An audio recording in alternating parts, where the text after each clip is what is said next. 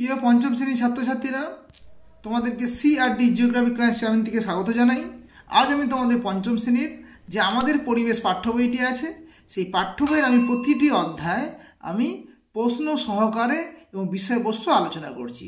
তোমরা আমার ক্লাসটিকে মন দিয়ে শোনো, পারলে প্রশ্নগুলি তোমরা খাতায় টুকে নাও। আজকে আমার আলোচ্য বিষয় যে শরীরের বর্ম।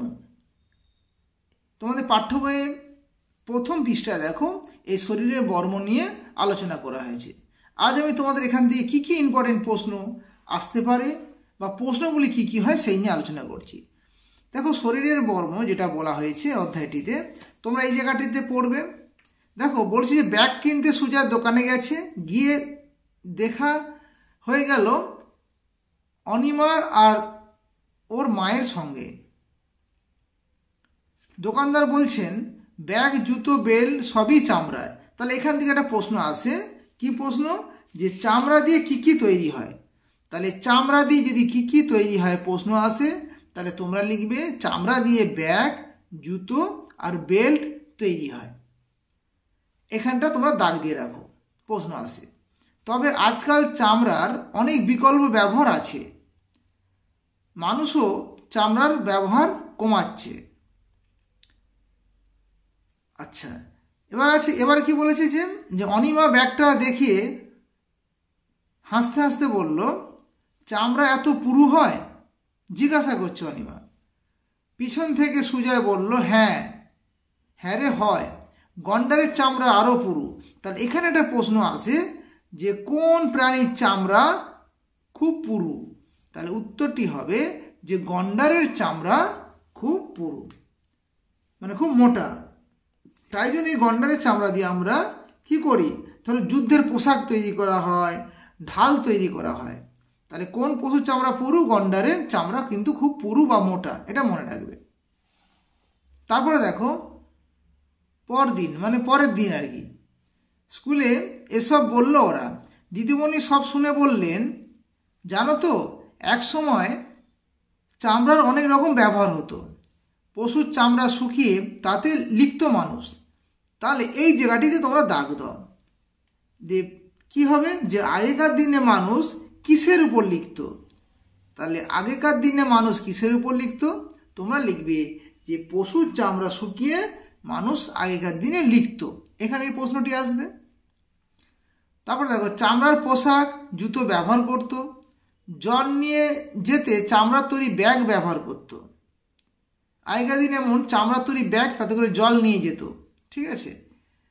আচ্ছা, তারপরে মানুষ বোঝে যে চামড়া বেশি ব্যবহারের বিপদ আছে। পশুরা তো মারা পড়বেই, তার সঙ্গে চামড়ার বেশি ব্যবহারে পরিবেশ দূষিত হবে। চামড়ার কারখানা নোংরা জল যখন গিয়ে পড়বে কোনো জলাশয়, সেটাও নষ্ট হবে এবং হাওয়ায় দুর্গন্ধ ছড়িয়ে পড়বে। ঠিক আছে, তাই আস্তে আস্তে চামড়ার ব্যবহার কমাতে লাগলো। তাহলে এখান থেকে কিন্তু একটা 3 নম্বরের বড় প্রশ্ন আসে। প্রশ্নটা কি? বর্তমানে আস্তে আস্তে চামড়ার ব্যবহার কমাতে হচ্ছে কেন? যদি এই প্রশ্নটি আসে, তোমরা কিভাবে লিখবে? দেখো, আমি তোমাদেরকে 4টে পয়েন্ট লিখে দিচ্ছি, তোমরা একটা খাতায় টুকে নাও। প্রথম পয়েন্ট লিখবে যে পশুরা মারা যাচ্ছে ও তাদের অস্তিত্ব বিপন্ন হচ্ছে এই চামড়ার ব্যবহারের ফলে। দ্বিতীয় পয়েন্টে লিখবে চামড়ার বেশি ব্যবহারের ফলে পরিবেশ দূষিত হচ্ছে। তৃতীয় পয়েন্ট লিখবে চামড়া কারখানার নোংরা পড়ে জল দূষিত হচ্ছে। আর চতুর্থ পয়েন্টটা লিখবে বায়ু দূষিত হচ্ছে। এই 4টে কিন্তু পয়েন্ট তোমরা লিখবে।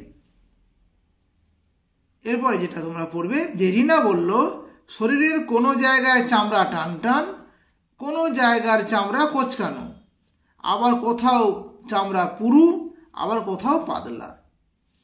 এই জায়গাটি তাহলে যদি প্রশ্ন আসে যে শরীরে সত্যি তো কোন জায়গায় চামড়াগুলি টান টান থাকে, আর কোথায় কোঁচকানো থাকে, কোথায় পুরু থাকে, কোথায় পাতলা থাকে, তোমরা উত্তরটি কি লিখবে?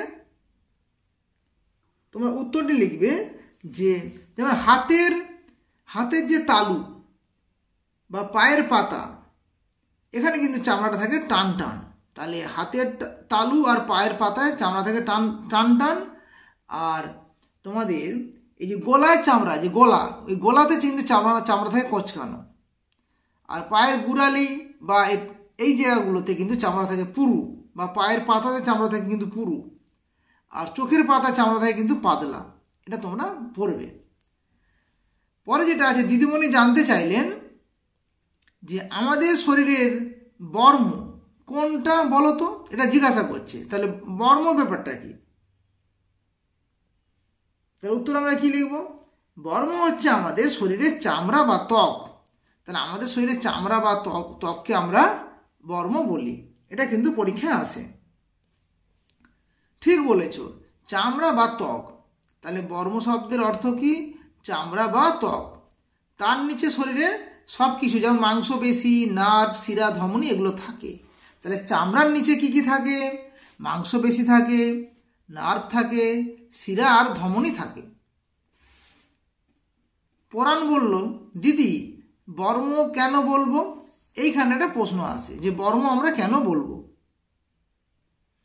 তাহলে তোমরা উত্তর কি লিখবে? দেখো, চামড়াকে আমরা বর্ম বলছি, তার কারণ হচ্ছে যে এক হচ্ছে চামড়া বাইরের আঘাত থেকে রক্ষা করে। তাহলে কি বললাম? যে বাইরের আঘাত থেকে চামড়া রক্ষা করে আমাদের শরীরকে। কিভাবে? ধরো সূর্যের একটা অতি বেগুনি রশ্মি যখন আসে, তখন চামড়া সেটাকে কি করে? আটকায়। আর কি, চামড়া আমাদের মাংসপেশি, শিরা, ধমনীকে আটকায়, বাইরের আঘাত থেকে চামড়া বাঁচায়। আচ্ছা, আর কি বলেছে? যে অনেক সময় যুদ্ধতে আমরা চামড়াকে ব্যবহার করি, চামড়ার পোশাক পরি, চামড়ার ঢাল তৈরি করি, দিয়ে আমরা যুদ্ধকে আটকাই। প্রতিপক্ষ যখন আমাদেরকে আঘাত করতে আসে সেটাকে আমরা আটকাই। সেই পোশাক পরে যুদ্ধ করলে সহজে আঘাত লাগে না, তাই তাকে বর্ম বলা হয়। তাহলে বর্ম হচ্ছে এক ধরনের ঢাল বা একটা পোশাক, যেটা পরে আমরা যুদ্ধ করলে আমাদের শরীরকে বাঁচায়। তাই জন্য আমরা এই চামড়াকে বর্ম বলি। তাহলে খুব সহজে আমরা কি লিখব? তোমরা লিখবে যে চামড়া যেমন বাইরের আঘাত থেকে এবং সূর্যের অতি বেগুনি রশ্মি থেকে আমাদের শরীরের মাংসপেশি, শিরা, ধমনী ও এই সমস্তকে বাঁচায়, ঠিক তেমনি আগেকার দিনে যুদ্ধে এই চামড়াও ব্যবহার করা হতো। যেমন গন্ডারের চামড়া দিয়ে পোশাক, ঢাল বানিয়ে যুদ্ধ করলে সহজে আঘাত লাগতো না, তাই চামড়াকে শরীরের বর্ম বলা হয়। তোমরা এটাকে লিখে নাও।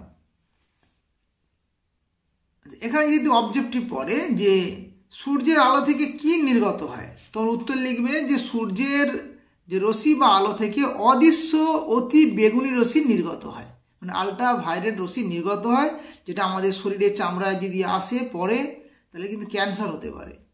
ঠিক আছে, এটা মনে রাখবে। আচ্ছা, এবার আসছি যে মিনা বলল শিরা ও ধমনী সব নলের মতো, তাই না? আচ্ছা, এখানে প্রশ্ন আসছি, মানে কি ধরনের প্রশ্ন আসতে পারে? যে শিরা ও ধমনী দেখতে কেমন? উত্তরটি হবে নলের মতো। এটা পরীক্ষায় প্রশ্ন আসে। রফিক নিজের হাত দুটো উপর করে মিনাকে দেখালো, বলল এই দেখ কিরকম নল দেখা যাচ্ছে। যদি আমরা হাত দুটোকে এভাবে ধরি, দেখো আমার এই হাতে দেখো এই নলের মতন চলে গেছে, যে নলের মতন দেখতে পাচ্ছ। হ্যাঁ, এগুলোকে কিন্তু আমরা শিরা বলি। চামড়ার নিচে ফুলে রয়েছে এগুলি। নলগুলি এগুলো আবার শাখা পোশাকাও রয়েছে, মানে বিভিন্ন শাখা পোশাকে ভাগ হয়ে গেছে এই নলগুলি। এগুলো হচ্ছে শিরা। তাহলে শিরা হচ্ছে আমাদের ওপরের দিকে থাকবে, যেটা সহজে আমরা দেখতে পাবো। আর ধমনী হচ্ছে ভেতরের দিকে থাকে, একটু ভেতরের দিকে থাকে। শরীরের অনেক জায়গায় শিরাগুলি দেখতে পাওয়া যায়, কিন্তু ধমনীগুলো হচ্ছে ভেতরের দিকে থাকে। তাহলে প্রশ্ন হচ্ছে যে চামড়ার নিচে ধমনী দেখা যায় না কেন? তাহলে চামড়ার নিচে ধমনী দেখা যায় না কেন যদি প্রশ্ন থাকে, উত্তর তোমরা লিখবে ধমনী দেহের ভেতরের দিকে থাকে, তাই দেখা যায় না। এরপরে আমরা 2 পৃষ্ঠায় এই অধ্যায়টির যে ছকটি আছে, এটা মাস্টারমশাইরা ক্লাসে করতে দেয়। এই ছকটা তোমরা কিভাবে করবে?